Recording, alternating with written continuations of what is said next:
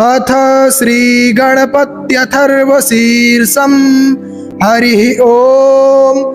नमस्ते गणपतये त्वमेव प्रत्यक्षं तत्त्वमसि, त्वमेव केवलं कर्तासि, त्वमेव केवलं धर्तासि, त्वमेव केवलं हर्तासि, त्वमेव सर्वं खल्विदं ब्रह्मासि, त्वं साक्षादात्मासि नित्यं। ऋतं वच्मि सत्यं वच्मि अवत्वं माम् अववक्तारम् अवश्रोतारम् अवदातारम् अवधातारम् अवानूचानमवशिष्यम् अवपश्चात्तात् अवपुरस्तात् अवचोत्तरात्तात् अवदक्षिणात्तात् अवचोर्ध्वात्तात् अवाधरात्तात् सर्वतो मां पाहि पाहि समन्तात्। त्वं वाङ्मयस्त्वं चिन्मयः त्वमानन्दमयस्त्वं ब्रह्ममयः, त्वं सच्चिदानन्दद्वितीयोऽसि, त्वं प्रत्यक्षं ब्रह्मासि, त्वं ज्ञानमयो विज्ञानमयोऽसि। सर्वं जगदिदं त्वत्तो जायते, सर्वं जगदिदं त्वत्तस्तिष्ठति, सर्वं जगदिदं त्वयि लयमेष्यति, सर्वं जगदिदं त्वयि प्रत्येति। त्वं भूमिरापो नलो निलो नभः, त्वं चत्वारि वाक्पदानि, त्वं गुणत्रयातीतः, त्वं कालत्रयातीतः, त्वं देहत्रयातीतः, त्वं मूलाधारस्थितोऽसि नित्यं, त्वं शक्तित्रयात्मकः, त्वां योगिनो ध्यायन्ति नित्यं। त्वं ब्रह्मा त्वं विष्णुस्त्वं रुद्रस्त्वमिन्द्रस्त्वमग्निस् त्वं वायुस्त्वं सूर्यस्त्वं चन्द्रमास्त्वं ब्रह्म भूर्भुवः सुवरोम। गणादिं पूर्वमुच्चार्य वर्णादिं तदनन्तरम् अनुस्वारः परतरः अर्धेन्दुलसितं तारेण रुद्धम्। एतत्तव मनुस्वरूपं गकारः पूर्वरूपम् अकारो मध्यमरूपम् अनुस्वारश्चान्त्यरूपम् बिन्दुरुत्तररूपम्। नादः सन्धानं संहिता सन्धिः सैषा गणेश विद्या गणकऋषिः। निच्छृद्गायत्री छन्दः श्रीमहागणपतिर्देवता। ॐ गङ्गणपतये नमः। एकदन्ताय विद्महे वक्रतुण्डाय धीमहि तन्नो दन्ती प्रचोदयात्। एकदन्तं चतुर्हस्तं पाशमङ्कुशधारिणम् अभयं वरदं हस्तैर्बिभ्राणं मूषकध्वजम्। रक्तं लम्बोदरं शूर्पकर्णकं रक्तवाससं रक्तगन्धानुलिप्ताङ्गं रक्तपुष्पैः सुपूजितं। भक्तानुकम्पिनं देवं जगत्कारणमच्युतम्। आविर्भूतं च सृष्ट्यादौ प्रकृतेः पुरुषात् परम्। एवं ध्यायति यो नित्यं स योगी योगिनां वरः। नमो व्रातपतये नमो गणपतये नमः प्रमथपतये। नमस्तेऽस्तु लम्बोदरायैकदन्ताय विघ्नविनाशिने शिवसुताय श्रीवरदमूर्तये नमो नमः। हरिः ॐ। नमस्ते गणपतये त्वमेव प्रत्यक्षं तत्त्वमसि, त्वमेव केवलं कर्तासि, त्वमेव केवलं धर्तासि, त्वमेव केवलं हर्तासि, त्वमेव सर्वं खल्विदं ब्रह्मासि, त्वं साक्षादात्मासि नित्यं।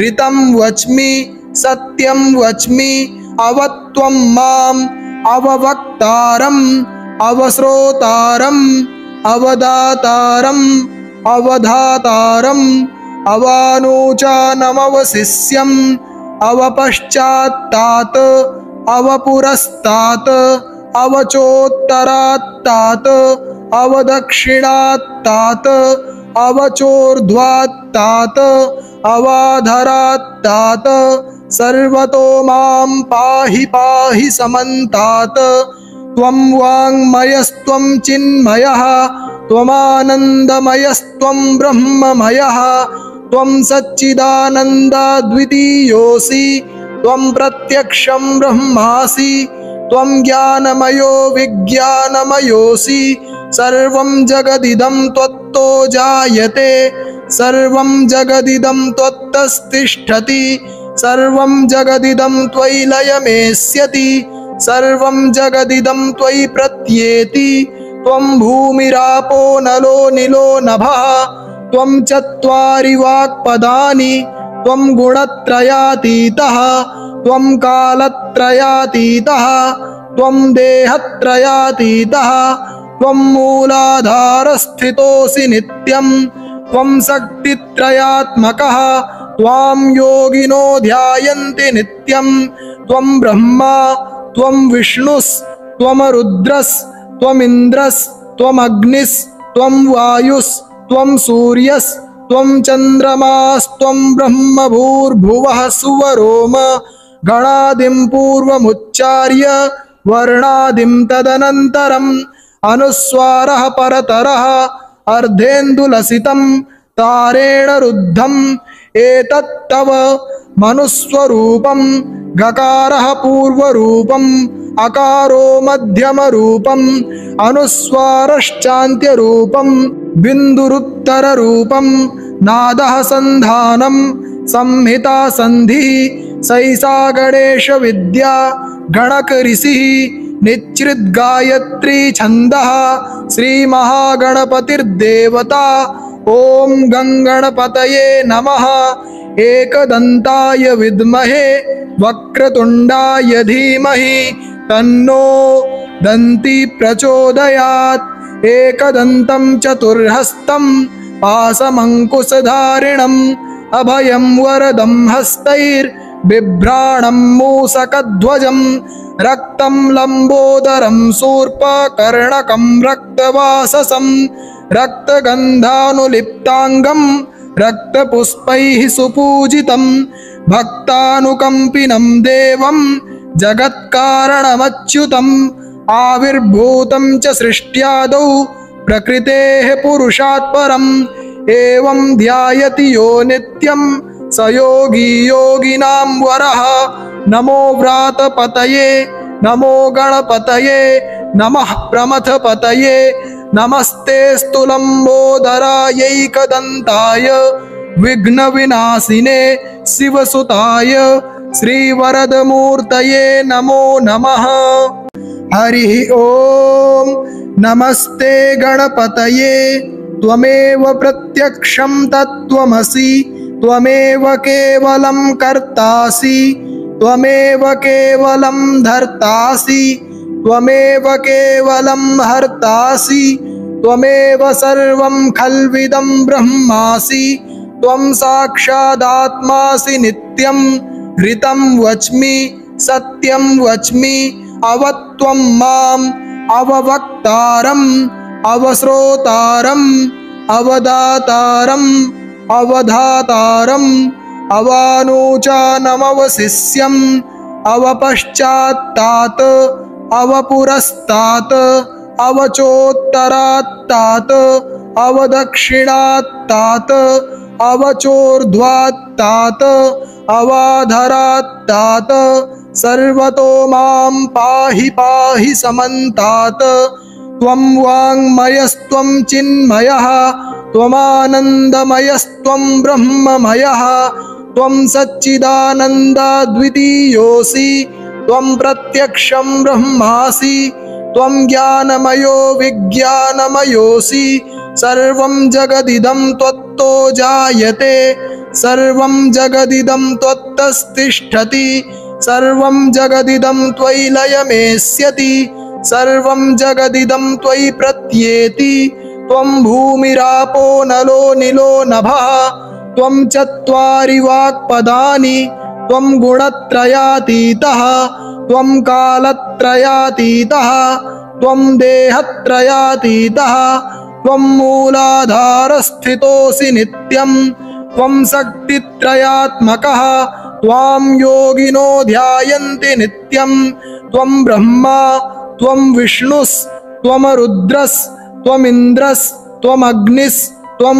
वायुस्त्वं सूर्यस्त्वं चन्द्रमास्त्वं ब्रह्म भूर्भुवः सुवरोम गणादिं पूर्वमुच्चार्य वर्णादिं तदनन्तरम् अनुस्वारः परतरः अर्धेन्दुलसितं तारेण रुद्धम् एतत्तव मनुस्वरूपं गकारः पूर्वरूपम् अकारो मध्यमरूपम् अनुस्वारश्चान्त्यरूपं बिन्दुरुत्तररूपं नादः सन्धानं संहिता सन्धिः सैसा गणेश विद्या गणकऋषिः निच्छृद्गायत्री छन्दः श्रीमहागणपतिर्देवता ॐ गङ्गणपतये नमः एकदन्ताय विद्महे वक्रतुण्डाय धीमहि तन्नो दन्ती प्रचोदयात् एकदन्तं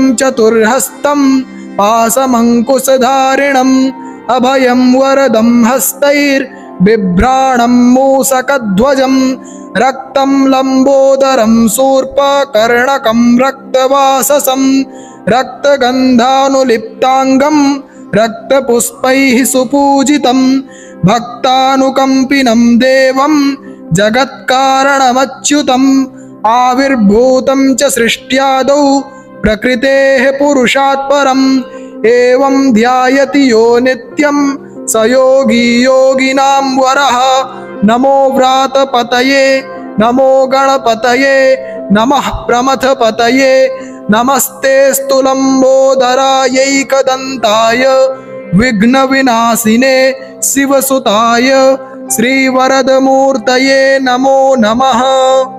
हरिः ॐ नमस्ते गणपतये त्वमेव प्रत्यक्षं तत्त्वमसि त्वमेव केवलं कर्तासि त्वमेव केवलं धर्तासि त्वमेव केवलं हर्तासि त्वमेव सर्वं खल्विदं ब्रह्मासि त्वं साक्षादात्मासि नित्यं ऋतं वच्मि सत्यं वच्मि अवत्वं माम् अववक्तारम् अवश्रोतारम् अवदातारम् अवधातारम् अवानूचानमवशिष्यम् अवपश्चात्तात् अवपुरस्तात् अवचोत्तरात्तात् अवदक्षिणात्तात् अवचोर्ध्वात्तात् अवाधरात्तात् सर्वतो मां पाहि पाहि समन्तात् त्वं वाङ्मयस्त्वं चिन्मयः त्वमानन्दमयस्त्वं ब्रह्ममयः त्वं सच्चिदानन्दाद्वितीयोऽसि त्वं प्रत्यक्षं ब्रह्मासि त्वं ज्ञानमयो विज्ञानमयोऽसि सर्वं जगदिदं त्वत्तो जायते सर्वं जगदिदं त्वत्तस्तिष्ठति सर्वं जगदिदं त्वयि लयमेष्यति सर्वं जगदिदं त्वयि प्रत्येति त्वं भूमिरापो नलो निलो नभः त्वं चत्वारि वाक्पदानि त्वं गुणत्रयातीतः त्वं कालत्रयातीतः त्वं देहत्रयातीतः त्वं मूलाधारस्थितोऽसि नित्यं त्वं शक्तित्रयात्मकः त्वां योगिनो ध्यायन्ति नित्यं त्वं ब्रह्मा त्वं विष्णुस्त्वमरुद्रस्त्वमिन्द्रस्त्वमग्निस्त्वं वायुस्त्वं सूर्यस्त्वं चन्द्रमास्त्वं ब्रह्म भूर्भुवः सुवरोम गणादिं पूर्वमुच्चार्य वर्णादिं तदनन्तरम् अनुस्वारः परतरः अर्धेन्दुलसितं तारेण रुद्धम् एतत्तव मनुस्वरूपं गकारः पूर्वरूपम् अकारो मध्यमरूपम् अनुस्वारश्चान्त्यरूपं बिन्दुरुत्तररूपं नादः सन्धानं संहिता सन्धिः सैसा गणेश विद्या गणकऋषिः निच्छ्रिद्गायत्री छन्दः श्रीमहागणपतिर्देवता। ॐ गङ्गणपतये नमः।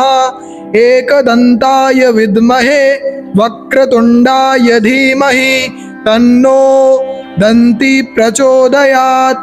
एकदन्तं चतुर्हस्तं पाशमङ्कुशधारिणम् अभयं वरदं हस्तैर्बिभ्राणं मूषकध्वजं रक्तं लम्बोदरं शूर्पकर्णकं रक्तवाससं रक्तगन्धानुलिप्ताङ्गं रक्तपुष्पैः सुपूजितं भक्तानुकम्पिनं देवं जगत्कारणमच्युतम् आविर्भूतं च सृष्ट्यादौ प्रकृतेः पुरुषात् परम् एवं ध्यायति यो नित्यं स योगी योगिनां वरः।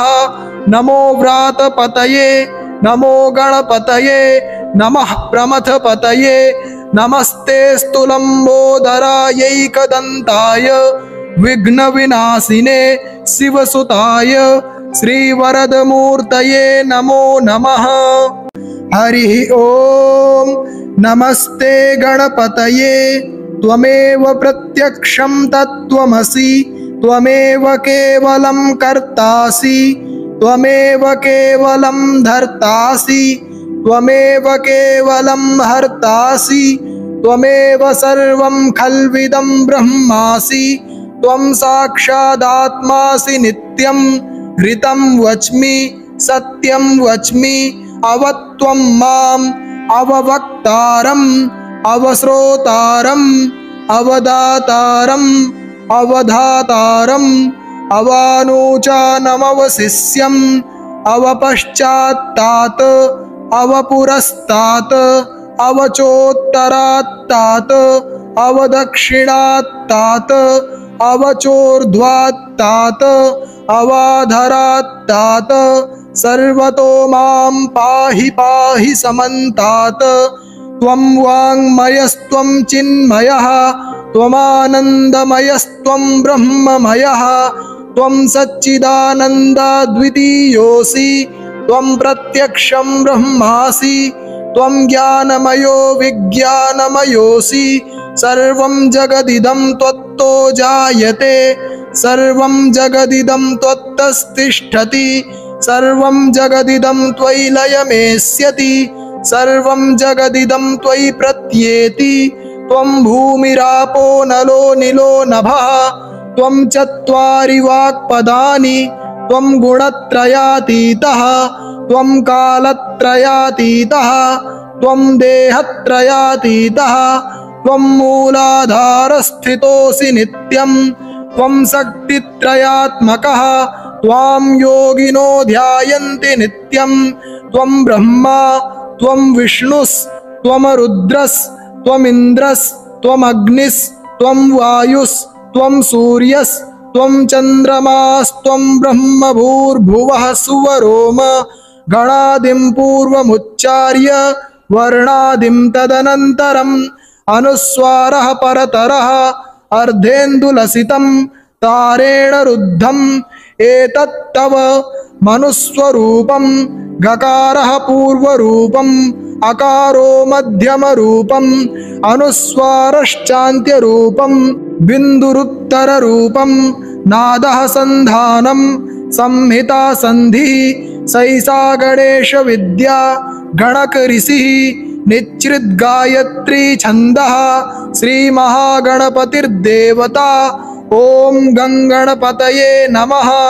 एकदन्ताय विद्महे वक्रतुण्डाय धीमहि तन्नो दन्ती प्रचोदयात्। एकदन्तं चतुर्हस्तं पाशमङ्कुशधारिणम् अभयं वरदं हस्तैर्बिभ्राणं मूषकध्वजं रक्तं लम्बोदरं शूर्पकर्णकं रक्तवाससं रक्तगन्धानुलिप्ताङ्गं रक्तपुष्पैः सुपूजितं भक्तानुकम्पिनं देवं जगत्कारणमच्युतम् आविर्भूतं च सृष्ट्यादौ प्रकृतेः पुरुषात् परम् एवं ध्यायति यो नित्यं स योगी योगिनां वरः।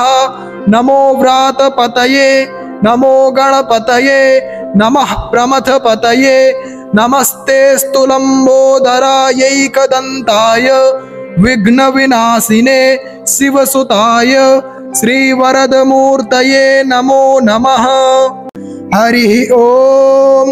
नमस्ते गणपतये त्वमेव प्रत्यक्षं तत्त्वमसि त्वमेव केवलं कर्तासि त्वमेव केवलं धर्तासि त्वमेव केवलं हर्तासि त्वमेव सर्वं खल्विदं ब्रह्मासि त्वं साक्षादात्मासि नित्यं ऋतं वच्मि सत्यं वच्मि अवत्वं माम् अववक्तारम् अवश्रोतारम् अवदातारम् अवधातारम् अवानूचानमवशिष्यम् अवपश्चात्तात् अवपुरस्तात् अवचोत्तरात्तात् अवदक्षिणात्तात् अवचोर्ध्वात्तात् अवाधरात्तात् सर्वतो मां पाहि पाहि समन्तात्। त्वं वाङ्मयस्त्वं चिन्मयः त्वमानन्दमयस्त्वं ब्रह्ममयः त्वं सच्चिदानन्दाद्वितीयोऽसि त्वं प्रत्यक्षं ब्रह्मासि त्वं ज्ञानमयो विज्ञानमयोऽसि सर्वं जगदिदं त्वत्तो जायते सर्वं जगदिदं त्वत्तस्तिष्ठति सर्वं जगदिदं त्वयि लयमेष्यति सर्वं जगदिदं त्वयि प्रत्येति त्वं भूमिरापो नलो निलो नभः त्वं चत्वारि वाक्पदानि त्वं गुणत्रयातीतः त्वं कालत्रयातीतः त्वं देहत्रयातीतः त्वं मूलाधारस्थितोऽसि नित्यं त्वं शक्तित्रयात्मकः त्वां योगिनो ध्यायन्ति नित्यं त्वं ब्रह्मा त्वं विष्णुस्त्वं रुद्रस्त्वमिन्द्रस्त्वमग्निस्त्वं वायुस्त्वं सूर्यस्त्वं चन्द्रमास्त्वं ब्रह्म भूर्भुवः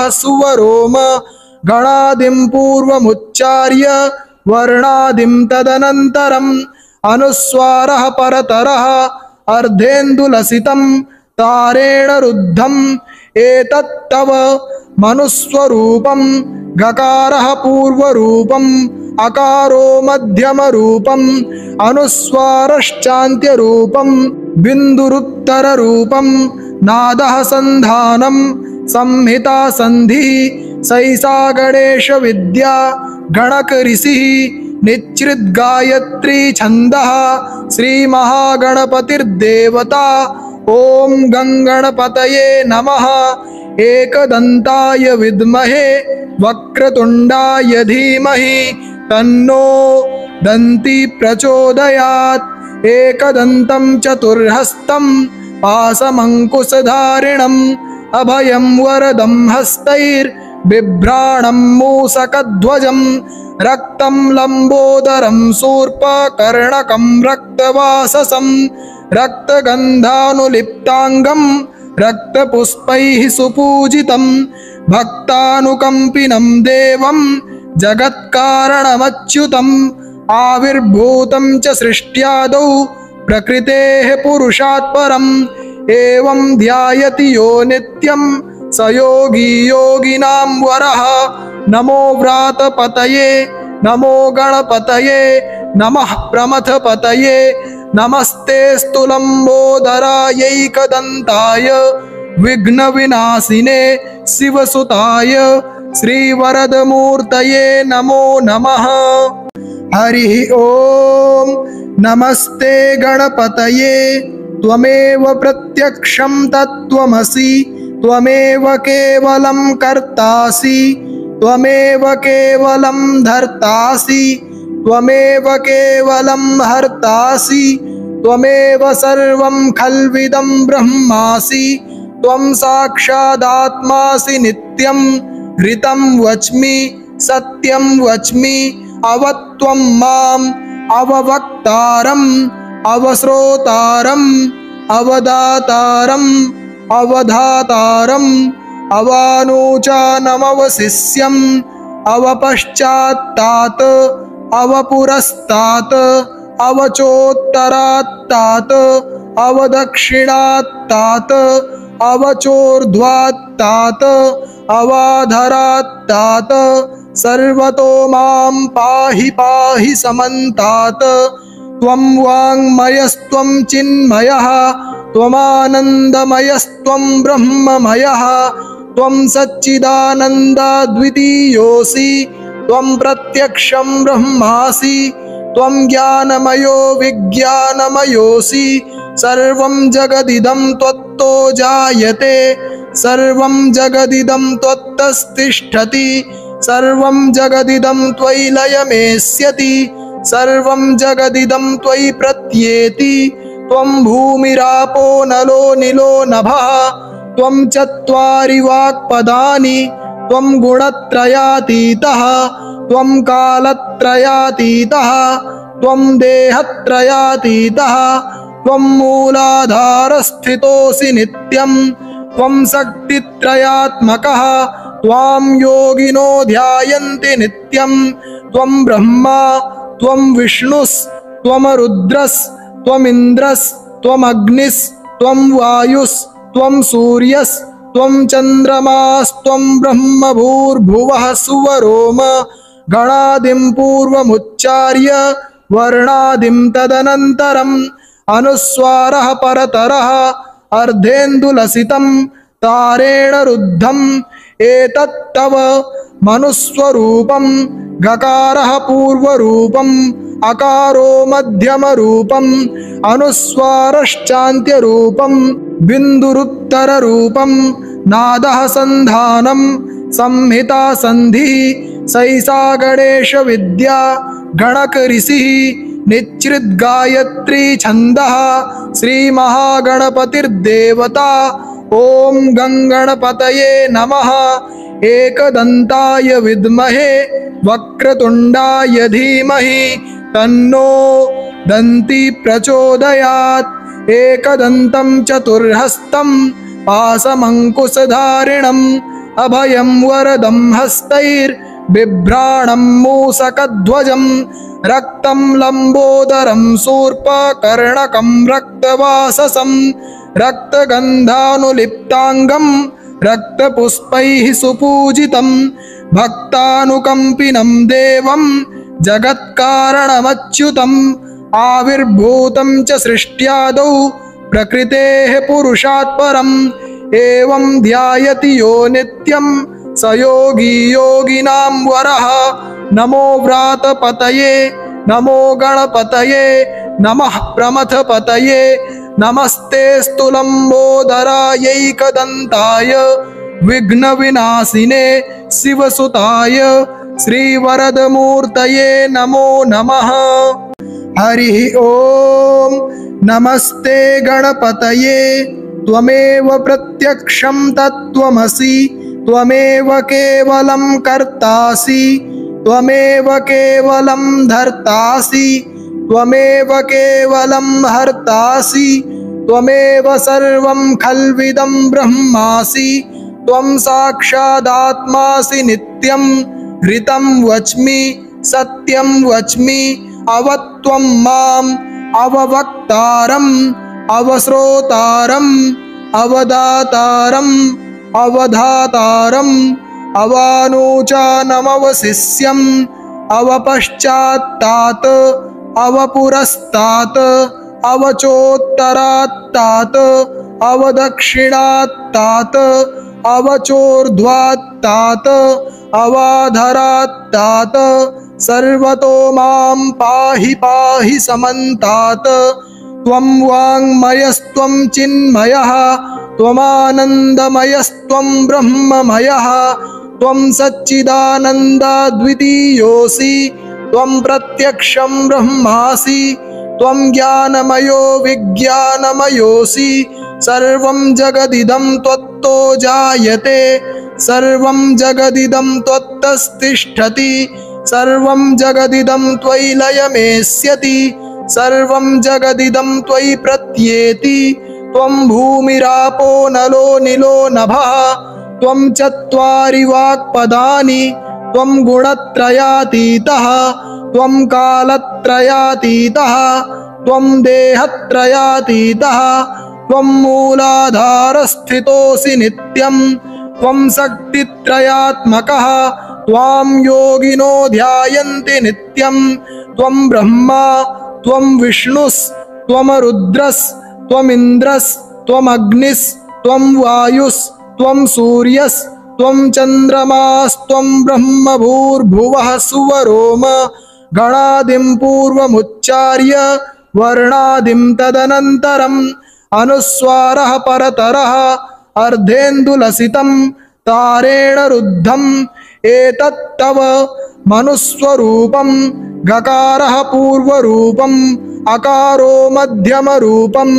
अनुस्वारश्चान्त्यरूपं बिन्दुरुत्तररूपं नादः सन्धानं संहिता सन्धिः सैसा गणेश विद्या गणकऋषिः निच्छृद्गायत्री छन्दः श्रीमहागणपतिर्देवता ॐ गङ्गणपतये नमः एकदन्ताय विद्महे वक्रतुण्डाय धीमहि तन्नो दन्ती प्रचोदयात् एकदन्तं चतुर्हस्तं पाशमङ्कुशधारिणम् अभयं वरदं हस्तैर्बिभ्राणं मूषकध्वजं रक्तं लम्बोदरं शूर्पकर्णकं रक्तवाससं रक्तगन्धानुलिप्ताङ्गं रक्तपुष्पैः सुपूजितं भक्तानुकम्पिनं देवं जगत्कारणमच्युतम् आविर्भूतं च सृष्ट्यादौ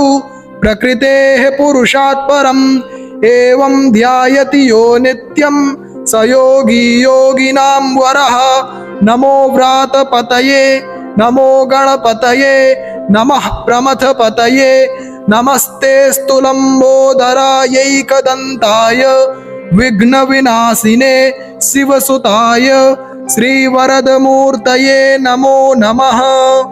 हरिः ॐ नमस्ते गणपतये त्वमेव प्रत्यक्षं तत्त्वमसि त्वमेव केवलं कर्तासि त्वमेव केवलं धर्तासि त्वमेव केवलं हर्तासि त्वमेव सर्वं खल्विदं ब्रह्मासि त्वं साक्षादात्मासि नित्यं ऋतं वच्मि सत्यं वच्मि अवत्वं माम् अववक्तारम् अवश्रोतारम् अवदातारम् अवधातारम् अवानूचानमवशिष्यम् अवपश्चात्तात् अवपुरस्तात् अवचोत्तरात्तात् अवदक्षिणात्तात् अवचोर्ध्वात्तात् अवाधरात्तात् सर्वतो मां पाहि पाहि समन्तात्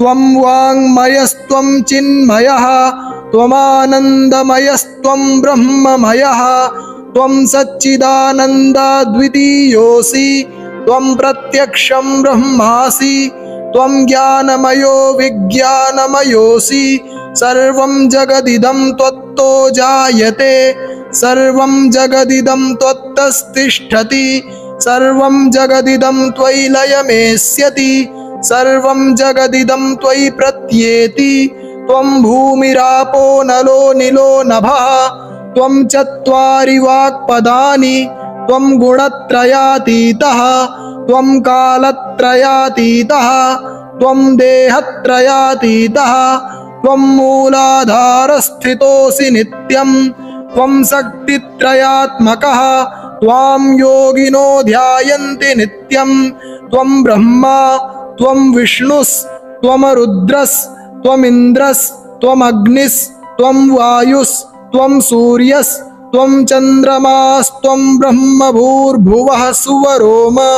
गणादिं पूर्वमुच्चार्य वर्णादिं तदनन्तरम् अनुस्वारः परतरः अर्धेन्दुलसितं तारेण रुद्धम् एतत्तव मनुस्वरूपं गकारः पूर्वरूपम् अकारो मध्यमरूपम् अनुस्वारश्चान्त्यरूपम् बिन्दुरुत्तररूपम् नादः सन्धानम् संहिता सन्धिः सैसा गणेश विद्या गणक ऋषिः निच्छृद्गायत्री छन्दः श्रीमहागणपतिर्देवता।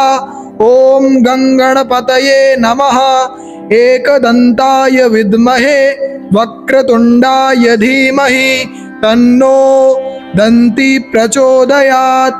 एकदन्तं चतुर्हस्तं पाशमङ्कुशधारिणम् अभयं वरदं हस्तैर्बिभ्राणं मूषकध्वजं रक्तं लम्बोदरं शूर्पकर्णकं रक्तवाससं रक्तगन्धानुलिप्ताङ्गं रक्तपुष्पैः सुपूजितं भक्तानुकम्पिनं देवं जगत्कारणमच्युतम् आविर्भूतं च सृष्ट्यादौ प्रकृतेः पुरुषात् परम् एवं ध्यायति यो नित्यं स योगी योगिनां वरः।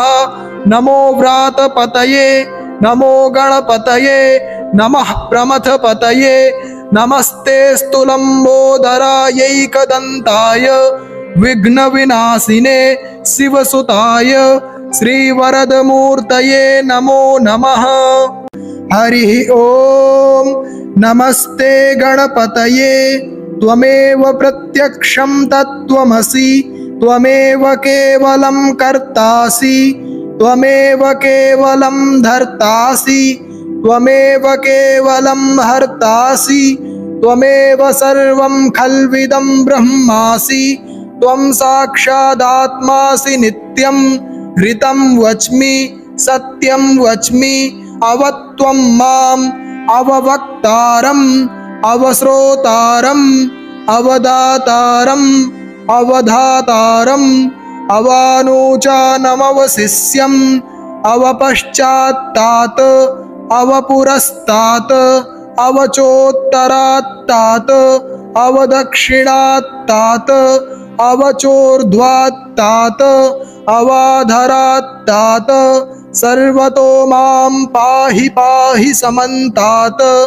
त्वं वाङ्मयस्त्वं चिन्मयः त्वमानन्दमयस्त्वं ब्रह्ममयः त्वं सच्चिदानन्दाद्वितीयोऽसि त्वं प्रत्यक्षं ब्रह्मासि त्वं ज्ञानमयो विज्ञानमयोऽसि सर्वं जगदिदं त्वत्तो जायते सर्वं जगदिदं त्वत्तस्तिष्ठति सर्वं जगदिदं त्वयि लयमेष्यति सर्वं जगदिदं त्वयि प्रत्येति त्वं भूमिरापो नलो निलो नभः त्वं चत्वारि वाक्पदानि त्वं गुणत्रयातीतः त्वं कालत्रयातीतः त्वं देहत्रयातीतः त्वं मूलाधारस्थितोऽसि नित्यं त्वं शक्तित्रयात्मकः त्वां योगिनो ध्यायन्ति नित्यं त्वं ब्रह्मा त्वं विष्णुस्त्वमरुद्रस्त्वमिन्द्रस्त्वमग्निस्त्वं वायुस्त्वं सूर्यस्त्वं चन्द्रमास्त्वं